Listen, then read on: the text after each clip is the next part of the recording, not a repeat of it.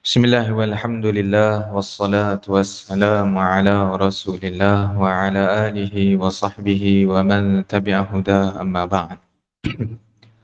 Hadis kita pada tengah hari ini adalah hadis yang ketiga yang disebut oleh Al-Imam Nawawi rahimahullahu taala di bawah bab yang menganjurkan supaya memiliki sikap zuhud ataupun sifat zuhud. Hadis yang ketiga ini diriwayatkan daripada Abu Sa'id Al-Khudri radhiyallahu anhu, anna Rasulullah sallallahu alaihi wasallam qala, bahwa Rasulullah sallallahu alaihi wasallam bersabda, "Inna dunya hulwatun khadirah." Sesungguhnya dunia itu manis. Hulwah maksudnya manis. Kalau gula dikata hulu, hulwun, manis. Khadirah, ambil pada perkataan hijau, menghijau. Maksudnya indah di pandangan. Enak dirasa, sedap dipandang. Rasanya sungguh menyeronokkan dunia ini. Dan ianya indah di pandangan mata. Itu adalah hakikat dunia. Realiti dunia memang seperti itu. Indah, nikmatnya indah dan menyeronokkan. Tak dapat kita sangkal dan nafikan realiti tersebut. Cuma Allah dan Rasulnya mengingatkan kita supaya tidak tertipu dengan keindahan dan kenikmatan tersebut. Kerana ianya adalah keindahan dan kenikmatan yang bersifat sementara. Dan walaupun ianya indah dan seronok, ia tidak sempurna.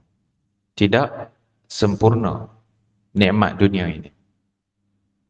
Jadi janganlah nikmat yang tidak sempurna, yang tidak kekal ini menjadikan kamu leka, lupa, dan menjadikan kamu sanggup menggadaikan agama, meninggalkan hukum hakam agama demi mendapatkan nikmat yang sifatnya seperti itu. Jadi tak ada siapa menafikan nikmat dunia itu adalah nikmat yang indah dan menyeronokkan.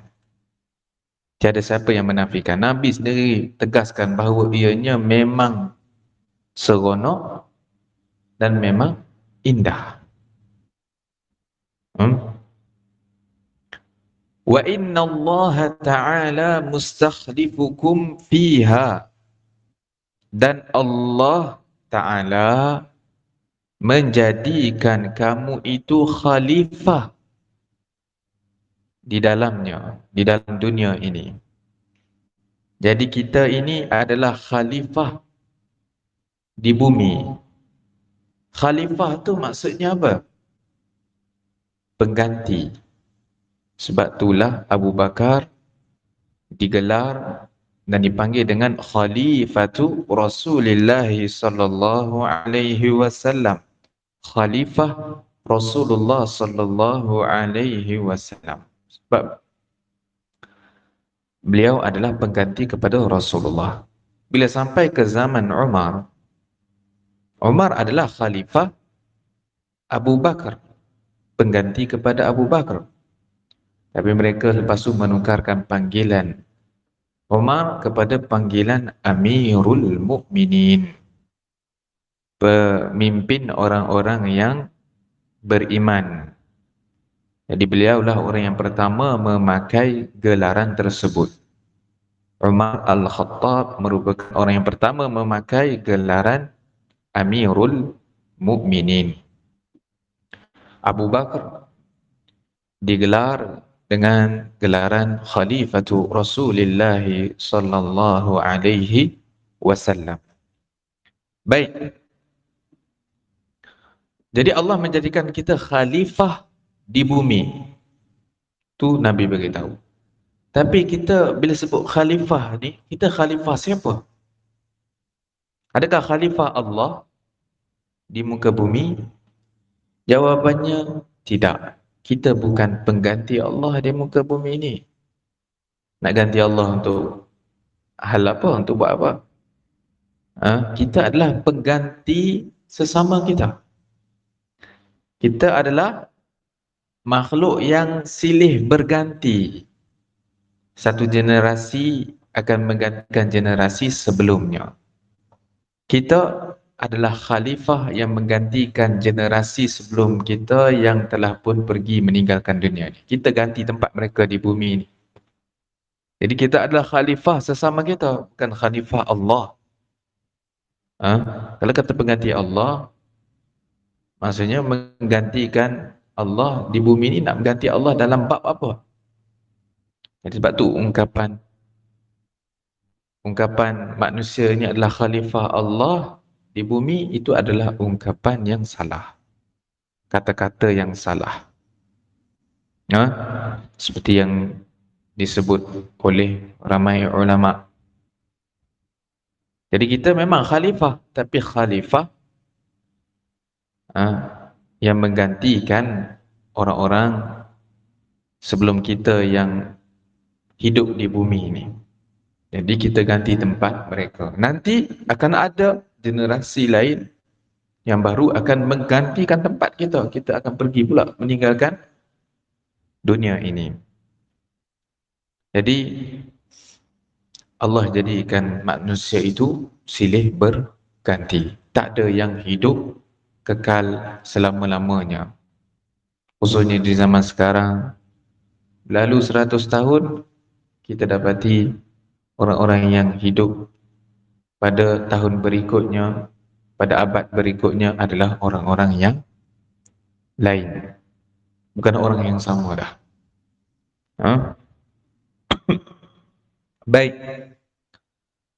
Fayanzuru kaifa ta'malun. Lalu Allah melihat apa yang kamu lakukan. Di mana? Di bumi ini. Jadi Allah mencipta manusia ini silih berganti kerana Allah ingin melihat amalan manusia ini di atas muka bumi. Allah cipta mereka dari tiada kepada ada. Kemudian kehidupan mereka berakhir dengan kematian. Dalam tempoh mereka hidup, Allah memberi ujian kepada mereka. Allah turunkan perintah dan Allah turunkan larangan. Jadi Allah nak lihat manusia ni buat apa dengan perintah Allah dan larangan tersebut. Adakah dia amalkan apa yang diminta oleh perintah-perintah dan larangan-larangan tersebut. Jadi Allah cipta manusia silih berganti untuk tujuan itu. Nak lihat amalan manusia. Jelas ni? Maksud hadis ni? Hadis ni memang ramai orang dengar, tapi lepas tu ramai yang lupa. Ataupun ada yang mendengarnya tapi tidak memahaminya dengan betul-betul. Jadi Allah mencipta manusia silih berganti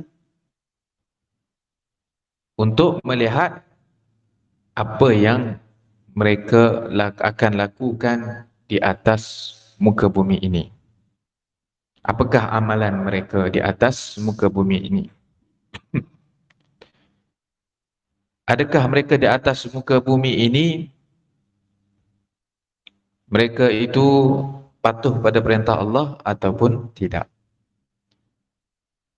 Adakah mereka di atas muka bumi ini mereka mengejar kesenangan hidup di hari akhirat ataupun tidak.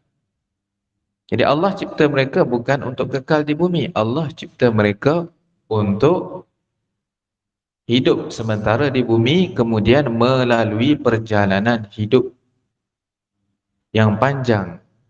Selepas itu, kehidupan yang lain selepas itu. Allah dah beritahu awal-awal melalui rasul-rasul yang dihantar, bahawa kamu wahai manusia, selepas kamu mati, kamu akan memulakan perjalanan hidup yang lain, iaitu perjalanan hidup di alam barzakh, kemudian di alam akhirat. Jadi manusia ni diuji di muka bumi ini oleh Allah Subhanahu wa taala. Kemudian Nabi ingatkan kita dalam mengharungi hidup, kehidupan di atas muka bumi ini, menjalani kehidupan di atas muka bumi ini, dalam beramal di muka bumi ini, berhati-hatilah dengan fitnah dunia. Sebab apa? Fitnah dunia ini boleh menyebabkan kamu leka, lupa, sehingga kamu tidak beramal untuk hari akhirat. Sehingga kamu sanggup menggadaikan kesenangan di hari akhirat demi kesenangan di dunia. Apa kata Nabi? Fattaqud dunya. Maka peliharalah diri dari dunia. Ittaqa maksudnya pelihara. Ittaqa yattaqi, ittaqi maksudnya pelihara. Peliharalah diri kamu dari ujian dunia. Dari ujian-ujian dunia. Selamatkan diri kamu. Wattaqun nisa, dan peliharalah diri kamu daripada ujian wanita. Ini adalah perintah khas bagi lelaki lah. Iaitu mereka perlu ataupun wanita ni adalah ujian bagi mereka. Kerana Nabi banyak berbicara dengan sahabat-sahabat lelaki baginda. Faham ni? Ini Nabi jarang bercakap dengan wanita-wanita yang ada di masa baginda. Kalau ada pun ceramah umum. Sebagai contoh, bila Nabi dah selesai beri khutbah kepada orang ramai, baginda pergi ke tempat perkumpulan wanita dan menyampaikan nasihat kepada mereka. Mereka ni ramai. Nabi datang memberi nasihat kepada mereka secara umum. Kita tak menafikan kadang-kadang ada sebahagian wanita datang bertanyakan soalan-soalan yang khusus. Nabi jawab. Itu dibenarkan dalam agama. Tak salah. Cuma kita nak beritahu bahawa bukan kebiasaan Nabi itu sentiasa bersembang ataupun bercakap-cakap dengan wanita yang ada di masa itu. Kalau ada keperluan sahaja baginda bercakap. Baik. Jadi Nabi pesan kepada golongan lelaki, hati-hatilah daripada ujian wanita. Kerana memang wanita itu adalah ujian yang besar bagi golongan lelaki. Dalam hadis yang lain Nabi kata, aku tidak tinggalkan satu ujian yang lebih berat pada golongan lelaki daripada ujian wanita. Ujian wanita ni boleh membuatkan seorang lelaki jatuh ke dalam dosa-dosa yang dilarang oleh Allah Subhanahu wa ta'ala, membuatkan lelaki tergoda dan terfitnah. Lalu adalah hubungan yang terlarang. Bila sebut hubungan yang terlarang ni, ragam-ragamnya banyak. Nabi dah beritahu. Hubungan mata, maksudnya mata memandang apa yang tidak sepatutnya dipandang. Sebagai contoh, memandang wanita-wanita yang bukan mahram, memandang aurat mereka. Jadi itu adalah sebahagian daripada, orang kata apa, hubungan yang terlarang lah. Cuma orang panggil eye contact lah, hubungan mata. Dan Nabi kata itu adalah zina. Wa zinal ain an-nazar. Zina mata adalah melihat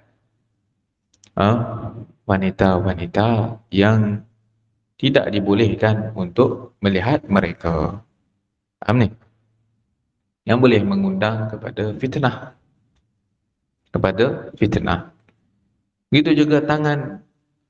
Nabi kata sebagai contoh, wazina, zina tangan adalah sentuh. Zina kaki adalah melangkah untuk tujuan-tujuan yang tidak baik, yang boleh menghantar kepada dosa zina. Jadi ini adalah perintah khusus diberikan kepada golongan lelaki. Memang tambah pula manusia ini, lelaki ini dicipta secara fitrahnya, secara semula jadinya oleh Allah menyukai wanita. Jadi memang ujian bagi mereka. Allah cipta golongan wanita tu menjadi ujian bagi lelaki. Adakah bermaksud golongan lelaki ini tak jadi ujian kepada golongan wanita? Tidak. Golongan lelaki pun boleh menjadi ujian kepada golongan wanita. Berdasarkan ayat Quran ataupun hadis yang lebih umum.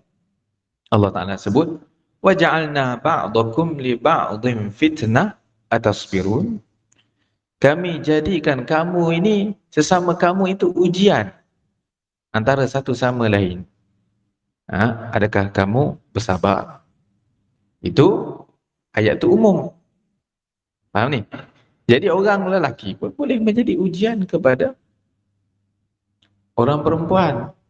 Bukan lagi saja yang boleh tergoda dengan wanita. Wanita pun boleh tergoda dengan lelaki. Wanita pun boleh memiliki syahwat terhadap lelaki. Tambah pula wanita zaman sekarang yang dah tak ada rasa malu ni, yang telah dikikis rapat-rapat, orang kata, perasaan malu tu daripada diri mereka. Jadi lelaki pun boleh menjadi ujian kepada wanita. Jelas ni? Sesama manusia ni, sesama mereka adalah ujian. Suami boleh jadi ujian kepada isteri. Isteri boleh jadi ujian kepada suami. Jangan ingat, oh isteri je ujian. Orang lelaki tu ingat isteri je ujian. Isteri ni wanita, Nabi kata berhati-hatilah daripada ujian wanita. Lepas tu dia kata, Nabi tak sebut pula lelaki ni ujian kepada wanita. Tak bermakna bila Nabi tak sebut, lelaki itu takkan menjadi ujian. Realitinya lelaki itu ramai yang menjadi ujian kepada golongan wanita. Cuma sebab Nabi banyak berbicara dengan golongan sahabat lelaki, sebab itulah perintah-perintah itu banyak juga ditujukan kepada mereka sahaja khusus. Jelas ni? Baik. Contohnya wanita, bagi contoh, wanita yang mendapat suami yang tidak bertanggungjawab. Ujian ke tak ujian? Ujian. Seksa dia di bawah suami tersebut. Ujian atau? Kadang-kadang memang masalahnya datang pada orang lelaki. Ha? Kadang wanita terpaksa menjalani tanggungjawab ketua keluarga. Dia terpaksa urus semua. Dia cari duit, dia urus hal-hal anak, semua dia. Lelaki buat apa? Pergi melepak, siap mengharapkan duit isteri. Ini dia kata jantan tak guna. Betul kan? Betul? Ramai tak sekarang macam tu? Ramai kat luar sana. Jantan tak guna ni. Ha? Lepas tu nak acah-acah nak jadi ketua keluarga. Ini memang tak layak langsung. Nak jadi ketua dia sendiri pun tak lepas. Macam mana nak jadi ketua keluarga? Dia sendiri pun tak boleh nak handle. Lepas tu nak acah-acah jadi ketua, nak mengarah, nak ni apa semua. Mengarah orang je pandai, mengarah dia sendiri tak pandai. Sebagai contoh. Kita saja sebut ni sebab memang spesies ni banyak dah sekarang. Orang panggil spesies biawak hidup ni. Bahasa macam itulah untuk mereka ni. Menyusahkan. Adanya dia menyusahkan, bukan memudahkan segala urusan. Tak boleh diharap orang kata. Lebih baik tak ada daripada ada. Itu. Sehingga sebagian merasakan seperti itu. Bagi isteri kata, dia tak ada pun tak apalah. Kadang-kadang. Ujian lah tu. Jadi, itu kita kena faham. Walaupun banyak sabda Nabi itu menjurus kepada lelaki ingatkan supaya bersabar dengan ujian wanita, itu kerana pertama sekali kerana Nabi itu banyak berbicara dengan sahabat-sahabat lelaki baginda. Yang kedua, mereka ni orang yang bertanggungjawab. Jadi tentunya memang kalau dibandingkan secara umumnya, lelaki ni dia perlu lebih banyak bersabar. Bila dia menjadi ketua keluarga, dia seorang yang bertanggungjawab menjadi ketua keluarga, dia sebenarnya kena lebih bersabar. Dengan kekurangan-kekurangan yang ada di kalangan ahli keluarga, semua. Sebab Allah cipta dia lebih sempurna sifatnya dibanding dengan wanita. Itu secara umumnya. Dicipta untuk menjadi pelindung kepada wanita. Dicipta pada asalnya untuk memiliki sifat kesabaran yang tinggi, ketahanan diri yang tinggi. Itu sebenarnya tugas lelaki. Baik. Jadi itulah yang Nabi ingatkan kepada kita, iaitu supaya berhati-hati dari ujian dunia ni. Seperti yang disebut dalam hadis sebelum ni yang kita dah baca, dunia pertama sekali boleh membuatkan kita leka, lalai. Yakni dari mengejar kesenangan akhirat, dari beramal untuk akhirat. Kadang-kadang boleh sampai ke tahap membinasakan kita, bukan melalaikan saja. Membinasakan maksudnya merosakkan masa depan akhirat kita. Membuatkan kita sanggup melepaskan akhirat demi mendapatkan dunia. Sanggup melanggar hukum hakam Allah demi mencapai kesenangan dunia yang sedikit ini, yang sementara, yang tidak sempurna. Di sana ada dua keindahan, dua nikmat yang indah dan yang seronok. Kita perlu sedar. Dunia indah dan seronok. Akhirat juga indah dan seronok. Kejarlah salah satu padanya. Bezanya, dunia indah dan seronoknya itu sebentar saja. Itu pun tak sempurna. Akhirat kekal abadi dan sangat sempurna. Semakin hari semakin sempurna nikmatnya. Kejarlah yang mana satu. Kejar, kita perlu pilih salah satu daripada dua saja. Nak pilih dua-dua tak boleh.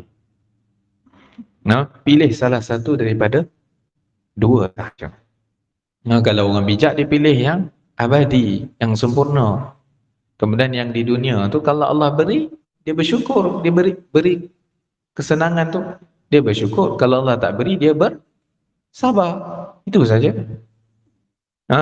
Yang itulah yang diajar di dalam hadis-hadis yang lain. Bila diberi pemberian yang banyak, bersyukur. Bila diberi pemberian yang sedikit, itu adalah takdir Allah yang mana kita perlu terima dan kita bersabar. Dan itulah yang diajar oleh Allah dan Rasulnya di dalam Al-Quran dan juga hadis-hadis Rasulullah sallallahu alaihi wasallam. Akhirat dijadikan matlamat utama, dunia dijadikan sampingan sahaja, diambil sekadar perlu, cukup untuk meneruskan kehidupan bumi ini sehingga bertemu dengan Allah Subhanahu wa ta'ala, sehingga sampai ajal. Itu je. Dunia tu memang diambil setakat tu saja sebenarnya. Tapi kalau kalau dijadikan dunia tu matlamat, pasti akhirat akan diabaikan. Pasti.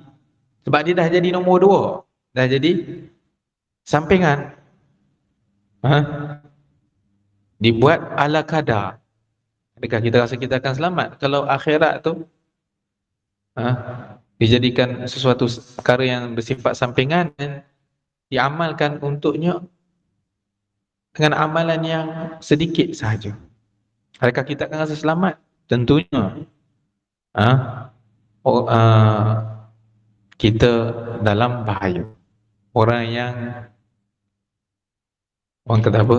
Orang yang bodoh sahaja dia merasa selamat apabila dia melakukan hal itu. Orang bodoh saja, dia buat amalan sedikit, dia jadikan akhirat sebagai sampingan, dia masih lagi merasa akan selamat di hari akhirat kelak. Itu orang yang kita kata tidak cerdik lah. Orang yang lebih banyak berangan-angan daripada bersifat realistik.